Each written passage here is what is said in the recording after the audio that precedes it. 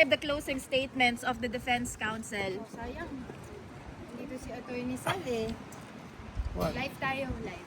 Sir, how would you describe the closing statements of the defense counsel? The defense counsel? Yes, I thought sir. you were going to ask me on the... Him first, the other sides later. There was a vigorous attempt. Wait lang. Pwede tayo mag-live? Go ahead, sir. Go ahead, sir. There was a vigorous attempt on the part of the prosecution to redeem itself Na-live ko si... from following its catastrophic fall on its submission, owing to the defense incisive defense. But as I said, Saan ano-ano daigit na? I think it has become beyond salvage or redemption. So I think it's humanly inappropriate for me now to trash on the shattered pieces. What made you say that na hindi na siya salvageable, sir? What do you think is the point in their I argument? think I've already explained myself yesterday and I don't want to repeat myself. Mag-live kami ni Attorney Sal. Sir, when it comes naman doon sa performance ni Attorney Pa-interview mo Kaufman, kaya, how would you describe his closing statements? Wala na tayong ano sa center. Were you satisfied with his performance?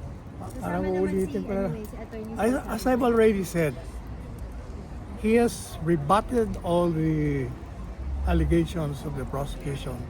And in fact, bagsak na nga eh. So parang kalabisan na, naapakan ko pa yung mga nahulog na mga pira-pira sa. Alam niya na yung gusto niya. Attorney Panelo, Ayoko nang dagdagan.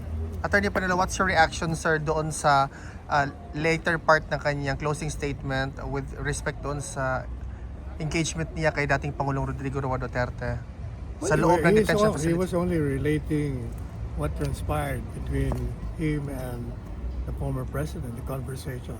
I think it is also, the court has the right to know what is happening with the president. Ano, andito tayo ngayon. Sir, based on his description, would it be fair to say that the president seems to have a defeatist attitude during their conversation? Not defeated. As he has repeatedly said, even when he was still president, and then thereafter, he said, if this is my fate, so be it. Attorney Sal, what's your comment dun sa prosecution and counsel submission about sa continued detention ni dating Pangulo na sinasabi pa rin po nila he still has the influence, the support of his yung supporters po, even citing yung mga ginawa po ng Duterte supporters. I think the sa Supreme defense Court. has already made its position on the matter. He said it has no objection to the continued detention because there is an appeal on that matter. So I don't think I have to deal with that. Okay. So what's the plan na po ng Duterte lawyers moving forward after this confirmation? Uwi na. Uwi na, sir. Uwi na kami. Okay. Uwi na kami.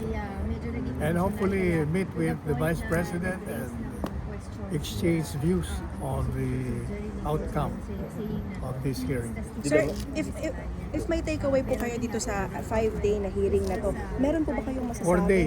4-day kasama po yung break po. Ano po yung takeaway ninyo kumbaga sa buong session na po? What do you mean? Take? Nasabi ko na nga yung yung position ko sa nangyari. Sa mga nakita niyo rin pong reaksyon sa mga tao at pati ganun din sa mga final closing statements po, both assessing Na, for I've already prosecution. said it kahapon pa eh.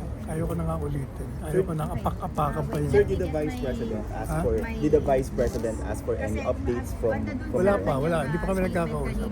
Okay. So ito pala pag-uwi niyo, sir, sa Philippines. Parang maano kasi madrama. Thank you, sir, sa Sir, live tayo.